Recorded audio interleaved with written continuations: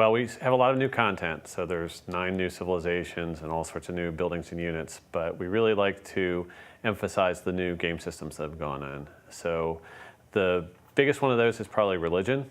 Right at the beginning of the game, civilizations can start to worship a pantheon of gods, which gives them one new gameplay benefit. And it just kind of builds from there throughout the medieval and Renaissance periods. We really are excited about that system because it allows players to customize their strategies. When we released Civilization 5, we had completely rewritten the combat system. We had completely rewritten the diplomatic system.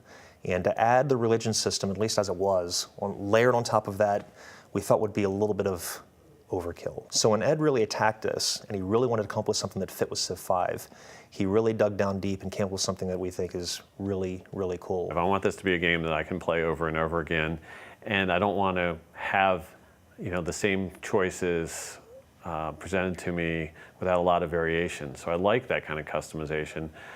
It's great now that we have the expansion. We have 34 different civilizations to play. So that's a lot of choice right there. When you start a new game up and you decide that you're going to go down the religious path, it starts in a couple ways. First off, there's faith. Faith is a yield in the game, just like culture, science, gold. You get it from buildings, like the shrine or the temple. You might find it among ancient ruins, things that you find.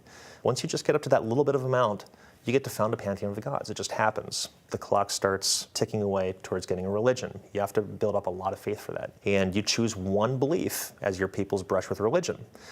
All of your cities automatically get the pantheon after that. It doesn't spread beyond your borders. It only starts spreading once you actually kind of elevate it to a full religion. How you get there is with a great prophet. You have a chance to spawn him every turn. But eventually you will get him, and when you do, you can actually use him to found a religion. After you've established your first religion, if you manage to keep building up faith, you can have your great prophet do a holy site, which is going to generate faith, kind of like a landmark will for your great artists. Oh, there's one other thing too. I mentioned missionaries earlier. You can actually spend faith to build missionaries that will help you to spread your religion faster. You can also use an extra great prophet for that. If you have a great prophet later, they can actually spread religion 3 times. They can go up to 3 different cities, boom, boom, boom, before they're expended, and really do a big job of spreading your religion. Well, I like how espionage lets you sort of get a look inside the other civilizations. That system goes in and starts checking in with what the AI is thinking about for those other civilizations. And if your spies have been there long enough and are of a high enough rank, you start to get little tidbits of information about what they might be planning. They can also rig elections. So every 12 turns, what they do if they're unopposed, if there's no other enemy spies in those city-states, is they'll increase your influence a little bit and drop everybody else's a little bit. So it's like a slow drip of water. If you're impatient, you can do what's called a coup. Now, if it's successful, you'll completely take over the allied spot. The person who was there before will take over wherever you were before, so it happens instantly.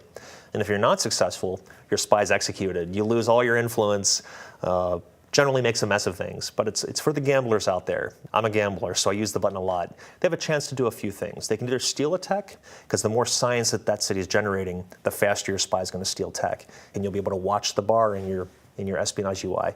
And once it fills up, he'll have stolen a tech, and it'll come into being, and bam, you have it. And then he'll start doing it all over again. That's great, because it brings the rest of the world that's going on in the civilization game to life more. You can sort of get the secret plans and thoughts of the other leaders through the espionage system, so that's really what I love. We've always been in an ongoing fight with the game itself to make naval a really compelling part of the game. So we wanted to make it dangerous. We wanted to have a reason for you to build a fleet. And the ability to take coastal cities and give you a foothold in an enemy territory, so you can actually start out an invasion like that. You don't have to risk all your land units first. Now you have your naval units. You take that enemy city.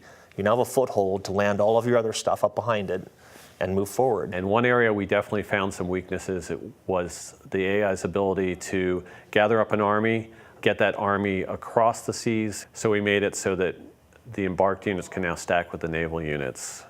And now a naval invasion just doesn't take as much space on the map.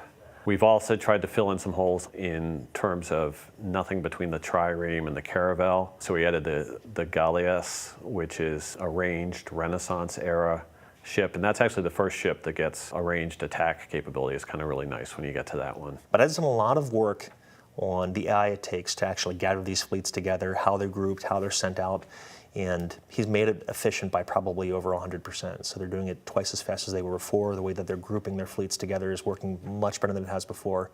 But that kind of AI work, the stray great generals that everybody would notice that the AI had one out in the open, easy to capture, A lot of those things we're really trying to squash to make the whole experience even better.